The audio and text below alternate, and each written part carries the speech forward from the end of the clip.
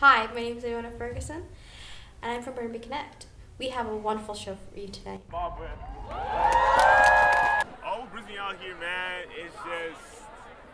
it's something new. I've never been a part of any protest or anything like that before, so I feel like, especially here in Vancouver, I don't think it's ever really been done like that. So be a part of something and see, everyone who's black, women, men, people who aren't black coming out here to support. And, as well, me being black, right, being a black Canadian, I felt like, it's a responsibility for me to come up here, not only, share my rights, share my opinion, things like that, but enjoy with everybody else. Do you think you're alone in the whole first protester mindset, or do you think there's a lot of other people who it is their first protest and they feel like it's their duty to come out and support the cause? I think for a lot of people, it is their first. I know the people that I came with, it's their very first protest and things like that. And so I know the fear that I had, they also had the same thing. But, we all came in together, and as we, got in, as I went to go do my speech, all that kind of just fizzled away. And I just felt natural and I felt comfortable. I'm just tired. I see this constantly. My people are constantly being killed for the color of their skin. And I think, especially with the riots and the protests, it's time that we actually stood up and did something like this. And I'm here because I wanted to spread awareness for everything that's happened, and I'm tired of seeing all this tragedy with all of my brothers and sisters, and enough is enough. When I got here and I saw that it was filled from there all the way down to the street, I was amazed. I felt like today was a success. I feel like today went perfect, and everything just flowed, and it was just amazing. I feel like now that people have seen that we're very serious about this, it brings more awareness in what we do, and hopefully it does change mindsets for certain people. I know there's still a lot of people out here who don't understand or choose to be ignorant. So I just really hope right here with this protest and the ones coming up, they get more aware, they realize that we're serious, and maybe, a chance for them to come here and understand our pain and what we go through in our experience. To see police sensitivity training, a gun should not be the first thing an officer aims for, and an officer does not get to be scared. You are prepped, and I understand that you take a job that is very serious, but you don't get to be scared. You don't get to grab your gun first. There are other measures, and black people should not be targets. I'm trying to see unity in the black community, and overall us becoming a very strong unit, and also just changing police brutality and everything else that deals with it. Faded in the park, whole thing. So we were there, and one of our friends is holding alcoholic beverage. Mind you, we do not drink or anything like that. Right. They were just holding it for someone else who was of age. The officer stopped us, asked us, what are we doing here? Show us our wristbands, things like that, proof of purchase, and, being in the park. Things would escalate, and we would actually get grabbed and body slammed to the floor by police officers. They took out all of our phones, our wallets, things like that, out of our fanny packs, and whatever was in our pockets. They put their forearm on our neck. And there's nothing that we could really do, I'm a pretty small dude, my other guy's a pretty small dude, and we kind of just had to take it from there, and we were moved out the park and, kind of just thrown out. That's the only time that I've experienced it, and I haven't really witnessed it, but I haven't, other than that, there's not really too much other stories. My name is Adriana Rosas, I'm from Mexico City, and this is my POV about the COVID-19 pandemic and how are the times here in Mexico. I'll explain you a little bit. I was studying abroad in Canada, and due to the situations, my family thought it was best for me to come back home so I could spend this time with them, and I think it was the smartest decision they could make. So here's my life right now. We aren't going to the supermarket, and we asked it for it to come home. So, ¿qué pediste? Huevo, fruta, verdura, principalmente.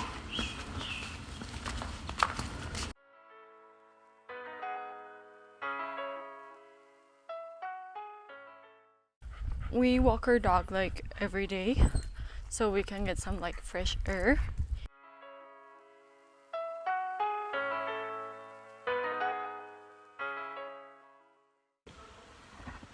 So we try to keep ourselves busy and to do some family activities that I think it's the best way to to this quarantine, like do some exercise, watch movies, bake something, try some new things.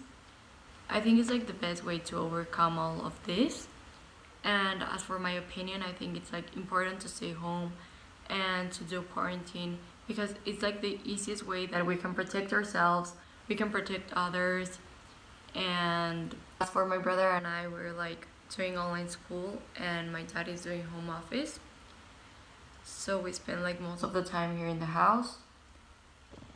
And my opinion about all of this is that after quarantine or even when we can go out, if scientists don't find like a vaccine or something, we're gonna have like to get used to this, like to our new normal, to stay home, to keep social distancing, to try to not be at like very crowded places. So it's like gonna change a lot, like the way we lived. But I think like it's the best way to overcome all of this. El feminismo es un levantamiento social para que las mujeres, tiene el objetivo de que las mujeres tengamos los mismos derechos e igualdad, básicamente.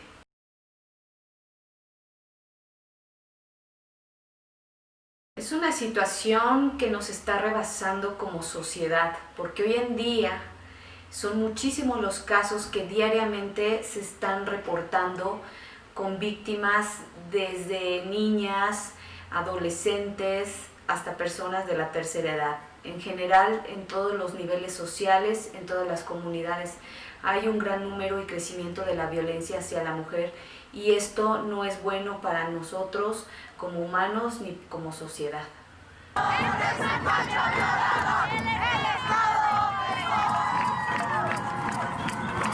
Pues aquí hoy en México, con el actual presidente, es un poco complicada porque él no está de acuerdo con las marchas que se han realizado hoy en día porque cree que son innecesarias, cree que eso no va a acabar con la violencia, pero es una manera y un derecho de nosotros representar y de nosotros defender lo que pensamos y de hacernos notar. Cuando ya tú vas viendo que una sociedad es de alguna manera insensible a todo lo que está pasando, solo te queda salir y expresarlo y eso es lo que se ha estado haciendo.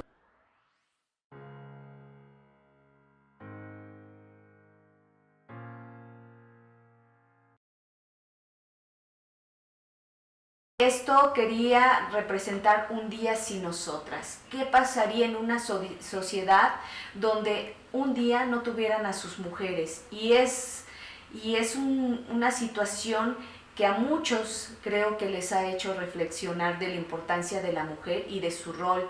Porque imagínate despertar un día y que no llegue tu maestra porque no llegó, porque la violentaron, o que no llegó la persona que te ayuda en el trabajo a la limpieza, o que no llegó la secretaria del jefe, o que no llegó tu jefe, quien sea, el cargo, el puesto, el trabajo que tengas. Es muy valiosa la participación de la mujer y ese día, al no contar con nosotras, era ver cómo lograban hacer las cosas sin nosotras y fue complicado. Muchos creo que nos valoraron. Pues yo creo que falta mucho, estamos en el camino para lograr el cambio y una igualdad de género que nos permita llegar a un momento donde no tengamos esta violencia en contra de las mujeres, donde podamos salir a la calle y disfrutar de vestirnos como querramos, de estar donde nosotros quisiéramos estar ahora y en el horario que podamos, porque hoy no se puede y yo espero llegar a eso, a sentirme libre en las calles, a sentirme protegida al igual que mis hijas. Hi, I'm Rich Davis with Burnaby Connect, and today we're talking with Ataija Alexander.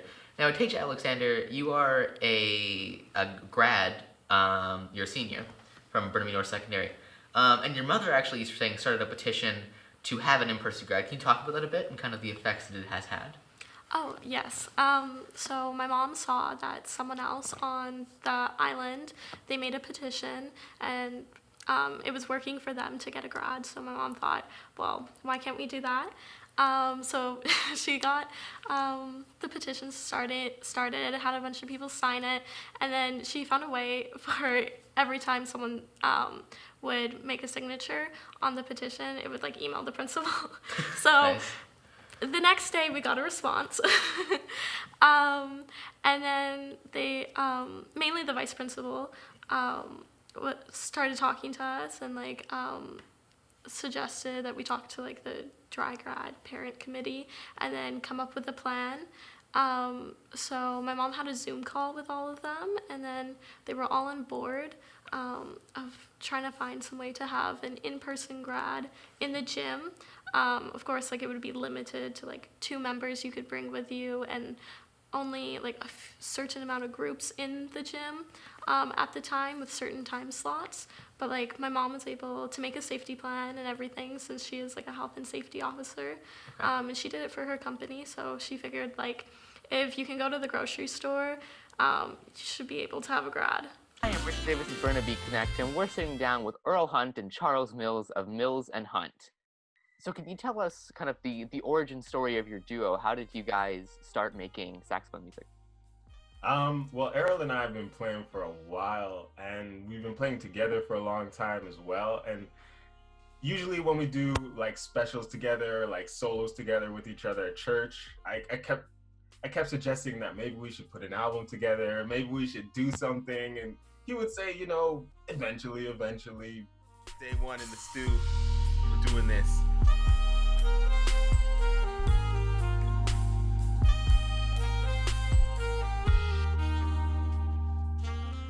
But over time, finally we got it done, and that's what spawned what we have today. So out of all the instruments, why did you guys choose saxophone? Well, I feel like the saxophone kind of chose me. When I started playing in grade 4, I was more interested in drums and trumpet. And then my music teacher said, why don't you try the saxophone? And I wasn't too keen, but then when I started playing it, I was like, wow, this is really good. And I started to enjoy it and started to love it. And the thing that makes the saxophone really amazing is that it's a lot like the human voice. Out of all the other wind instruments, you can do so much on the saxophone. I don't know if my answer is as profound as his. Mine was more, my dad said, you're gonna play an instrument, so pick one. And at the exact moment, I was watching The Simpsons, and you know when Lisa does the whole and walks out of the room? So I was like, I guess I'm playing the saxophone. Nice.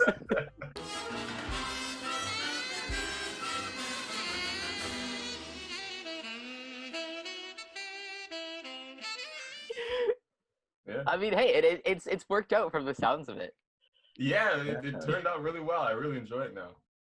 So what is it like, if you can speak kind of as musicians, the process, what is it like to release and create an album? I would say that it's a journey. And because we're doing this part-time, because we have other jobs as well, it was a long journey because, you know, we meet in the evenings and practice and record. So you just gotta be prepared for the journey. It's a lot of work. Yes.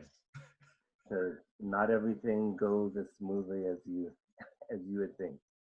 So, but it was good, and it's not just us that created it. There was a lot of other people involved. So some things get delayed because you're waiting on other people to do their part. But it's a big collaboration and a journey. So it was fun. Is it scary, like, because you're in the process of releasing it now? I believe you released it last Friday.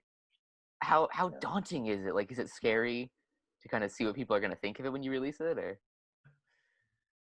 Yeah, I would say when you're making it, it's more of you're in the zone. So you're thinking about getting the song right, getting the note right, making sure everything blends. But then when it comes to putting it out, then you start wondering, well, who's gonna listen to it? How many people are gonna listen to it? Are they all gonna hate it? Are they just gonna listen to it because they're our friends? Like you start thinking about little things like that. So that last like, okay, it comes out tomorrow. That there's that feeling of okay, I guess let's just jump, like going on a roller coaster, and then you just kind of gotta fall. Nice. Yeah, Yeah. So, what is the hardest part of kind of the creative process of what you've done so far? I would say think the hardest part is getting what's in your head and like in your heart into the finished product. And then because Errol and I, even though we're like the closest of friends, we're great. I call this guy my brother, but we have very different musical interests and tastes. Like the music we listen to is very different. The music we create on our own, our playing styles can be very different.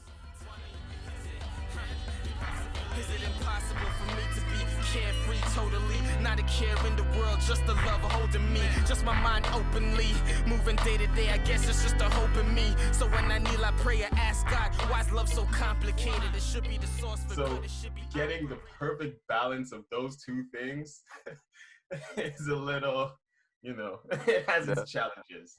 mind state. I know a lot of people doubting if they'll ever be happy, and it scares me because now carefree just seems fake. Everyone looking for some kind of Disney remake. So, just jumping off of that, may I ask, what do you guys normally listen to on a daily basis? I'm all over the place. I'll listen to any and everything. So because I grew up in the church, I listen to a lot of gospel music, but I'm also a music teacher, so I'll listen to classic rock, from to modern hip hop to jazz.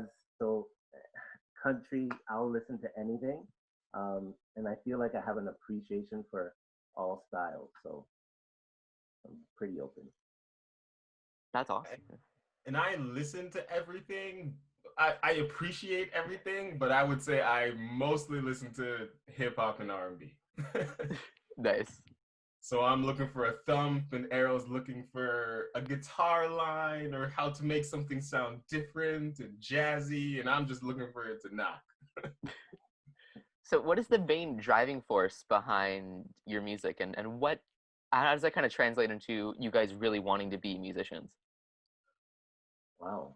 I would say our main driving force is to create something, one that we like and that we love, um, and to do it to the best of our ability. We feel like all our talents come from God, and we want to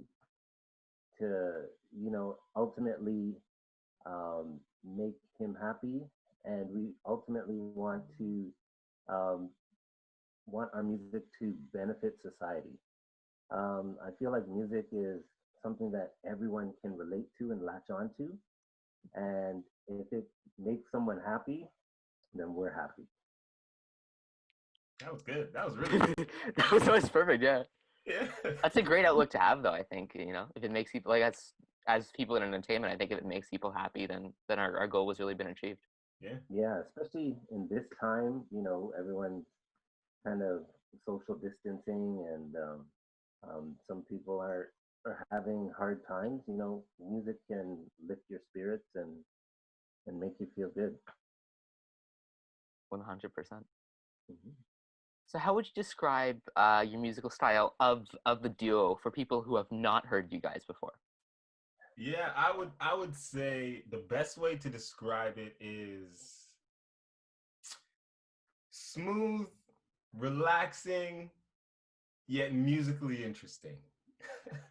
I would second that. Yeah. Yeah, that's what I would say. There's definitely a relaxing and very smooth vibe to it, but because we've been playing for so long and because our musical interests are so eclectic and they're so different, I would say the best way to describe it is smooth, relaxing, but musically interesting. it's fascinating to me when you can kind of dissect a song and you can go, oh, that was neat, instead of just it being, just a bunch of mumbled jumbled sounds, if that makes any sense. Oh yeah, for sure. Yeah. So where can we hear your music, and when did the album release? So the album came out on Friday, just this past Friday, June 12th, and you can get it on any of the major streaming platforms, Apple Music, Google Play, Spotify, you name it. It's out there, and we hope that people will go out and listen to it. We feel like it's great, and it'll appeal to all sorts of people. Thank you guys so much for your time again. This is Charles Mills and Errol Hunt of Mills and Hunt. Thank you. Thanks for having us. Thanks Oh, no problem. Thanks for coming on the show.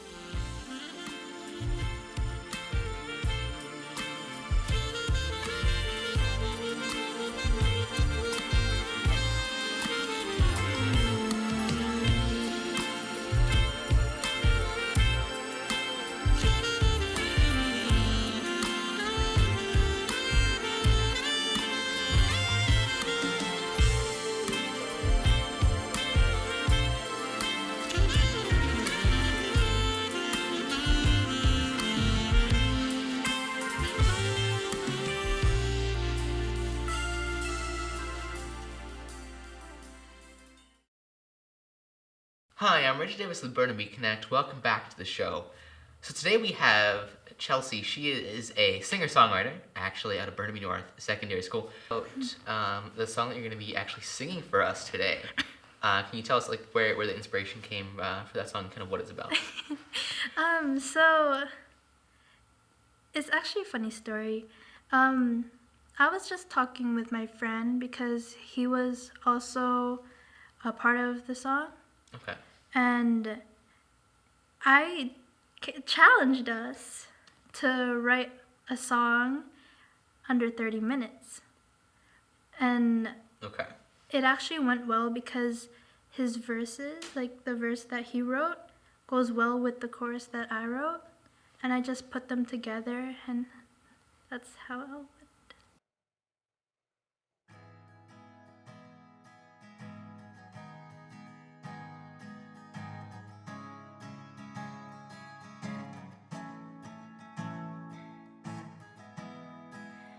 Nothing compares to the way you made me feel.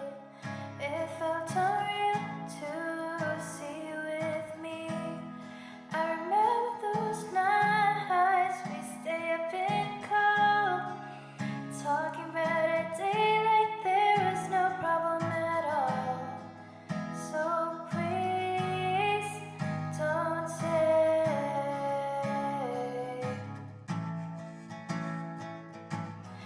that we belong together, how we were meant to be. We should just stay as friends forever and eternity. I love you, but I don't think I should stay, so you should not wait for me.